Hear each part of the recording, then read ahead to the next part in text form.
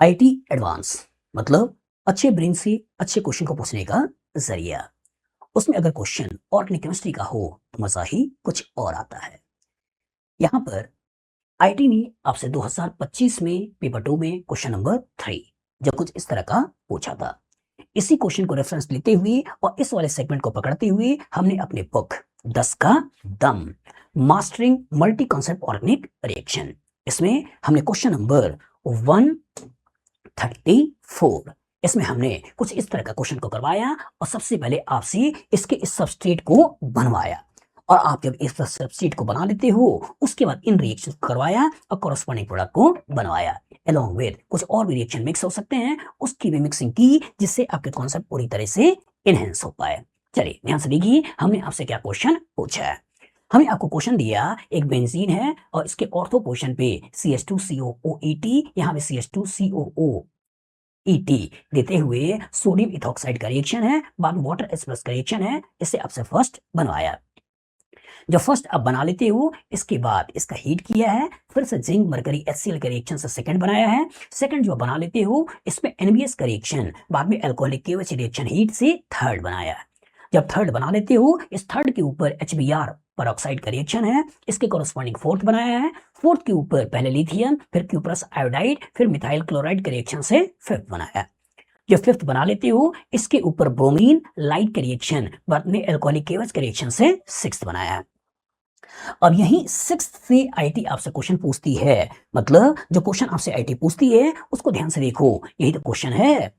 और इस सबस्ट्रेट को पहले बनवाया, सबस्ट्रेट को बनवाने के बाद पहले ओजोन जिंक वाटर का रिएक्शन, फिर मिथाइल मैग्नीशियम ब्रोमाइड दो इक्विवेलेंट का रिएक्शन, फिर H+ हीट का रिएक्शन और इससे S पूछा है। तो इसी को हमने यहाँ पे आगे आपसे पूछा है कि जो आप इसको बना लेते हो, फिर ओजोन जिंक वाटर का रिएक्शन, फिर मिथाइल मैग्नीशियम ब्रोमाइड दो इक्विवेलेंट का रिएक्शन, फिर H+ हीट और इसका कॉरस्पॉन्डिंग नाइन्थ का मिलना। तो दैट मींस आईटी एडवांस ने अपने क्वेश्चन को यहीं पे आपसे पूछा।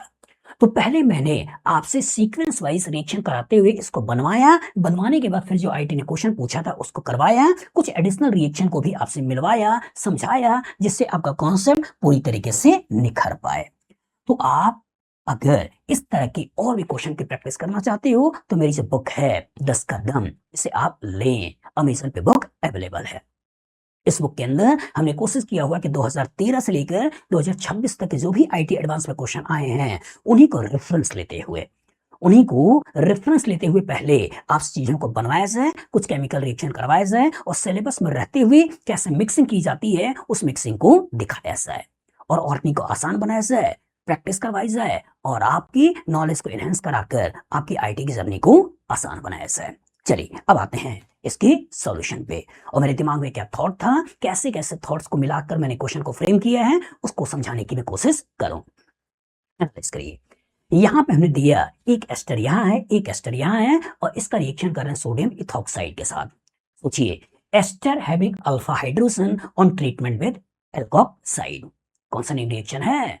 सोचिए ester having alpha hydrogen on treatment with alkoxide give beta keto ester as a product. This reaction is called as, क्या बोलते हो? This reaction is called as, क्या है? सोचिए क्लेसन कंडेंसेशन। बस में आगे, लेकिन यही अगर डाई एस्टर है तो इसका मतलब डिकमांस रिएक्शन होगा और डिकमांस रिएक्शन के कॉरस्पॉन्डिंग बीटा कीटो एस्टर का फॉर्मेशन होगा। तो दैट मीन्स अगर मोनो एस्टर को लेके चलोगे तो उस केस में क्लेसन कंडेंसेशन बोलोगे, लेकिन अगर डाई एस्टर को लेके चलोगे तो उस केस में साइक्लाइजेशन होने वाला है और साइक्लिक बीटा कीटो एस्टर बनेगा उसको बोलते हैं डिकमांस रिएक्शन। कॉन्सेप्ट क्या है? कॉन्सेप्ट ये है कि पहले बेस के द्वारा इसके प्रोटॉन को खींचा जाएगा, ये जो प्रोटॉन खींच के नेगेटिव चार्ज बनेगा वो नेगेटिव चार्ज इस कार्बोनिल के ऊपर अटैक करके OET को निकालेगा और यहाँ C डबल बॉन्ड O का फॉर्मेशन करेगा। तो दैट मीन्स यहाँ 1, ये 2, ये 3, ये 4, ये 5, एक 5 मेंबर साइक्लिक रिंग का फॉर्मेशन होगा। और जब आप एक 5 मेंबर साइक्लिक रिंग का फॉर्मेशन करोगे तो वो कुछ इस तरीके का बनेगा। ध्यान से देखना, CH2 के आगे CO आने वाला है तो CH2 के आगे यहाँ पे CO आने वाला है और ये जिस कार्बन से जोड़ रहे हो इसी के ऊपर COOET आने वाला है तो इसी के ऊपर COOET ऐसे आने वाला है। तो क्या आपने बीटा कीटो एस्टर नहीं बना लिया? बना लिए, ये आपका 0 हो गया, ये आपका अल्फा हो गया, आपका बीटा हो गया और बीटा कीटो एस्टर बन गया। लेकिन हमने रिएक्शन कहीं पर रोका नहीं, बल्कि बोल क्या रहे हैं कि इसके ऊपर वाटर H+ का रिएक्शन है। और जब बीटा कीटो एस्टर के ऊपर वाटर एस्पर्स का रिएक्शन है तो दैट मींस इस एस्टर के हाइड्रोलिसिस है और एस्टर के हाइड्रोलिसिस के कॉरस्पॉन्डिंग आप यहां से अल्कोहल को निकालोगे और बीटा कीटो एसिड का फॉर्मेशन करोगे। तो जब यहाँ पे आप इन दोनों रिएक्शन को कराते हो तो इसकी कॉरस्पॉन्डिंग जो आपको प्रोडक्ट मिलेगा ये प्रोडक्ट कुछ इस तरीके का आपको मिलने वाला है। ये आपका हो गया फर्स्ट। तो पहले आईटी एडवांस इस तरह के बार बार क्वेश्चन दे चुकी है, इसका पहले प्रिपरेशन करवाया कि जब कभी बीटा कीटो एसिड आए और उसके ऊपर आपने पढ़ा होगा हीट, तो होता क्या है कि अगर किसी एसिड के बीटा पोजीशन पे स्ट्रॉन्ग इलेक्ट्रॉन विथड्रॉइंग ग्रुप है और जस्ट हीट करने से ही कार्बन डाइऑक्साइड गैस निकल जाता है, तो पहले मैंने उसका सबस्ट्रेट आपसे बनवाया। सबस्ट्रेट बनवाया तो सबस्ट्रेट आता कहां से है? ये सबस्ट्रेट आता है आपका क्लेसन कंडेंसेशन रिएक्शन से। और अगर साइक्लिक कीटोन का फॉर्मेशन कर रहे हो तो डिकमांस रिएक्शन के कॉरस्पॉन्डिंग।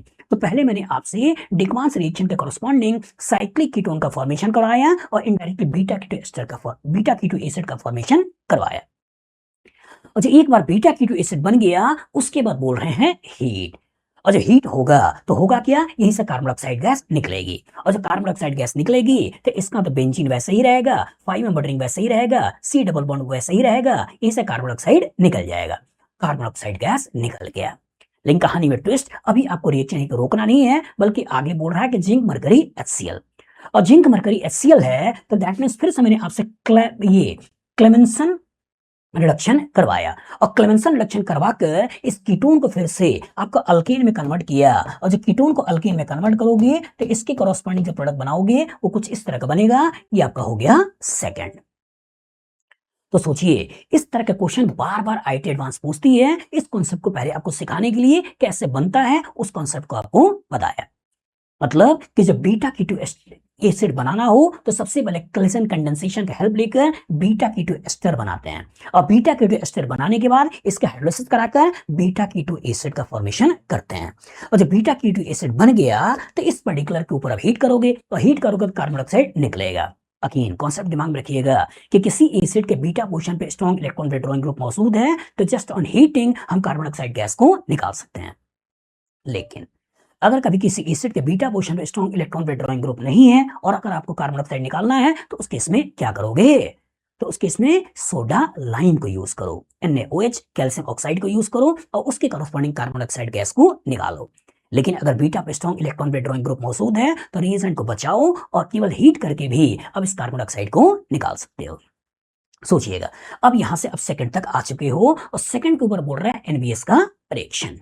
NBS क्या करता है कि एलाइलिक या बेंजाइलिक पोजीशन के हाइड्रोजन को Br के द्वारा रिप्लेस करता है via free radical substitution reaction. तो होगा क्या ये बेंजीन आपका ऐसे ही पड़ा हुआ है, यहाँ आपका 5 मेंबर रिंग ऐसे ही पड़ा हुआ है, यहाँ का free radical resonance stability gain करने वाला है, यहाँ का free radical resonance stability gain नहीं करने वाला है। ये और ये दोनों एक जैसे हैं, इसलिए मैं इस पर्टिकुलर पोजीशन को लेता हूं और इस पर्टिकुलर पोजीशन का हाइड्रोजन हटाकर यह Br लगाना है। आगे बोल क्या रहा है? Alcoholic KOH heat. और जो एल्कोहलिक KOH हीट है दैट मींस E2 रिएक्शन है और E2 रिएक्शन के कॉरस्पॉन्डिंग यहीं से आपको HBr को निकाल देना है और HBr को निकालकर डबल बॉन्ड का फॉर्मेशन कर देना है। तो दैट मींस जब इसका डबल बॉन्ड का फॉर्मेशन करोगे तो इसके कॉरस्पॉन्डिंग अब जो प्रोडक्ट बनाने वाले हो वो प्रोडक्ट कुछ ऐसा बनेगा। और जो बनेगा तो इसी को आपने नंबर दे देना है थर्ड। ये थर्ड आपने बना लिया। तो सोचिए हमने सबसे पहले आपका क्लेसन कंडेंसेशन या इंट्रामोलिकुलर आपका डिकमांस रिएक्शन करवाया, फिर हाइड्रोलिसिस करवाई, उसके बाद डिकार्बोक्सिलेशन करवाया, फिर क्लेमेंसन रिडक्शन करवाया, क्लेमेंसन रिडक्शन कराकर एलाइलिक बेंजाइलिक पोजीशन का हाइड्रोजन को Br के द्वारा रिप्लेस कराया, फिर E2 रिएक्शन कराया और E2 रिएक्शन से थर्ड बनवाया। थर्ड बन गया, इसके ऊपर HBr परऑक्साइड का reaction, HBr peroxide that is anti Markovnikov concept को यूज करवाया और एंटी मार्कोनिकॉफ कॉन्सेप्ट के कॉरस्पॉन्डिंग यहां आपको लगाना है H और यहां लगाना है Br। और जब यहां लगाना है H और यहां लगाना है Br via free radical addition reaction और फ्री रेडिकल एडिशन रिएक्शन के कॉरस्पॉन्डिंग आपको यहां पर Br लगाना है और Br के कॉरस्पॉन्डिंग आपको ये प्रोडक्ट बना लेना है। ध्यान रखिएगा इसकी mechanism free radical addition reaction होता है, लेकिन यहीं पे अगर यहाँ पे परऑक्साइड नहीं होता तो इसके मैकेनिज्म इलेक्ट्रोफिलिक एडिशन रिएक्शन होता है और जो इलेक्ट्रोफिलिक एडिशन रिएक्शन होता तो इसके ऊपर जब HBr का रिएक्शन करते तो Br यहाँ आता। लेकिन जब HBr पेरोक्साइड है तो उसके साथ फ्री रेडिकल एडिशन रिएक्शन है और फ्री रेडिकल एडिशन रिएक्शन के कॉरस्पॉन्डिंग यहाँ H और Br यहाँ आएगा और इसके कॉरस्पॉन्डिंग फोर्थ आप ये बनाओगे। फोर्थ जो बन गया इसके ऊपर बोल रहा है लिथियम क्यूप्रस आयोडाइड बाद में मिथाइल क्लोराइड का रिएक्शन है, इसके ऊपर रिएक्शन है। सोचिए कौन सा रिएक्शन है? When alkyl halide is treated with lithium, give alkyl lithium as a product, which further reaction with cuprous iodide give dialkyl cuprate as a product, which on further reaction with methyl chloride via SN2 reaction give alkene as a product. Reaction is called as Corehouse alkene synthesis. तो होगा क्या, सबसे पहले यहाँ पे alkyl lithium बनाओगे, फिर die alkyl क्यूपरेट बनाओगे और न्यूक्लियोफाइल का जनरेशन करते हुए इस अल्काइल हाइड्राइड पे अटैक करके CH3 जोड़ोगे और Cl को निकालोगे। और जब CH3 जोड़ के Cl को निकालोगे तो इसके कॉरस्पॉन्डिंग आप बनाने वाले हो वो कुछ इस तरह के स्पेसीज बनाने वाले हो। ये बन गया। और जब बन गया तो इसी को आपने जो नंबर दिया है, ये नंबर क्या दिया है? 5th। अब ये जो 5th बन गया बेटा, इसके ऊपर बोल रहा है कि इसके ऊपर ब्रोमीन और लाइट का रिएक्शन है। सोचिए ब्रोमीन लाइट का रिएक्शन है, that means free radical substitution reaction है। और जो फ्री रेडिकल सब्स्टिट्यूशन रिएक्शन है तो दो कहानी आ सकती है कि दिमाग में कि क्या सर इस Br को यहां लेकर आए या इस Br को यहां लेकर आए, वह फ्री रेडिकल।